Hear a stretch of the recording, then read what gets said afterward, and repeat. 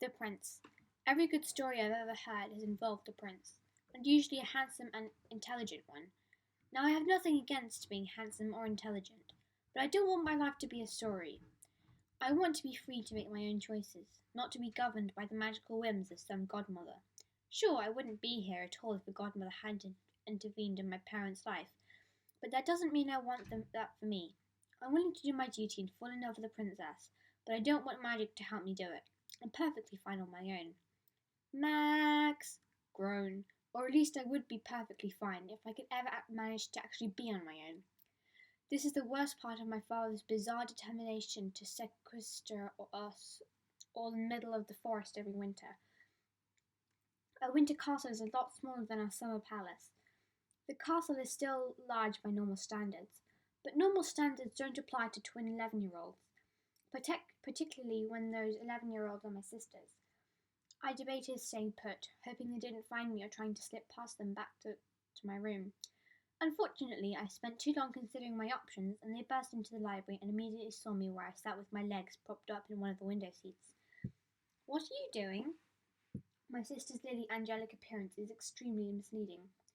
"Nothing." "Well, what are you thinking about then?" The fact that Sophie looks exactly like Lily makes them appear twice as angelic. Once again, incredibly misleading. "Nothing." "You can't be thinking about nothing. That's impossible." Lily was starting to look annoyed, and I generally try to be far away when she's annoyed. "Well, I guess I was thinking about being bored." "Oh," she frowned and sat down on the floor, looking up at me. "We're bored too. What should we do?" I sighed. We'd only been at the castle for a month, and we must have had some variation of this conversation 20 times. I ran through the usual suggestions. Study, dance practice, talk to your governess, talk to mother, talk to father, talk to nanny. Each one was greeted with an eye roll from Lily and a sigh from Sophie. The nanny suggestion got 2 eye rolls and 2 sighs. I added a new suggestion on the end. "Why don't you play dress-ups? I bet mother has some old trunks full of clothes you could use." "Really, Max, we're not 5. I now realised what I had missed at the beginning of the conversation. Lily was in a princess mood. Don't ask me what I consider synonyms for something princess. I decided to get out of there quickly. "Well, you'll have to work something out for yourself then. I have to go and help father with some diplomatic communications." I stood on the window seat before I'd finished speaking and leapt over the twins' heads to land between them and the door. I then walked from the room as fast as I could without actually running. After all, I'm 19 years old.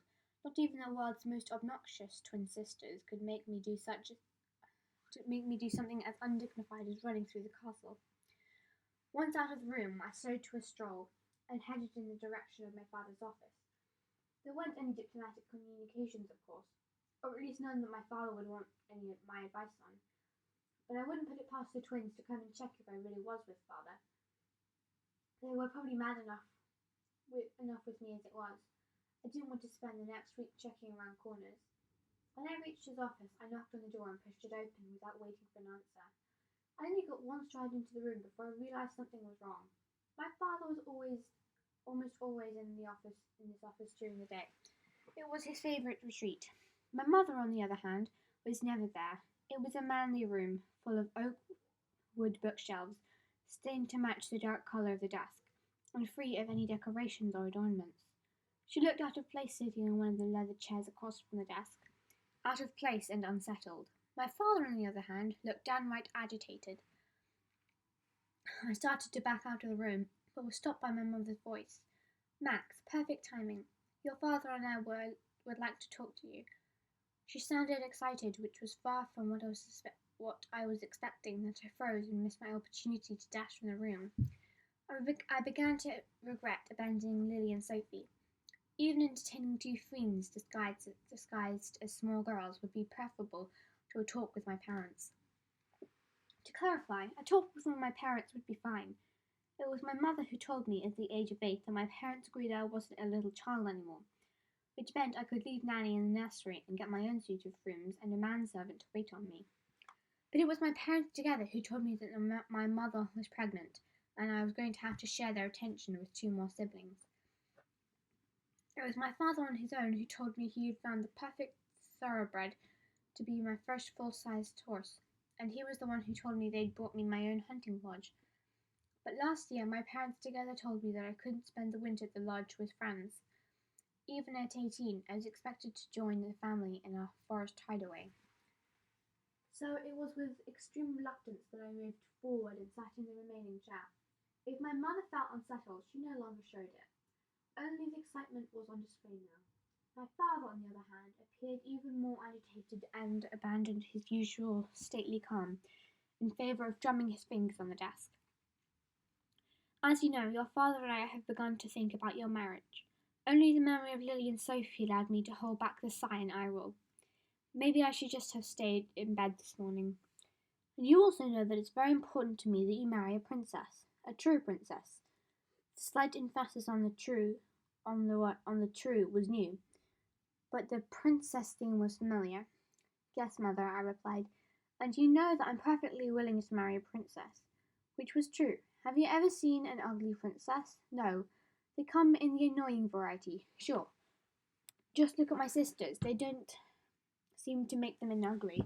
And I'd always figured a common girl was at least as likely to be annoying as a royal one.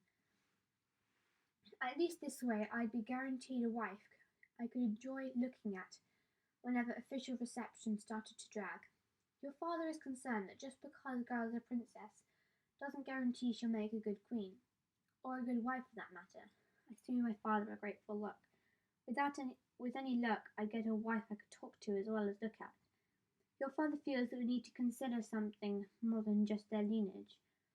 So we've decided to invite some princesses to come for a visit, and I've come up with a test for them.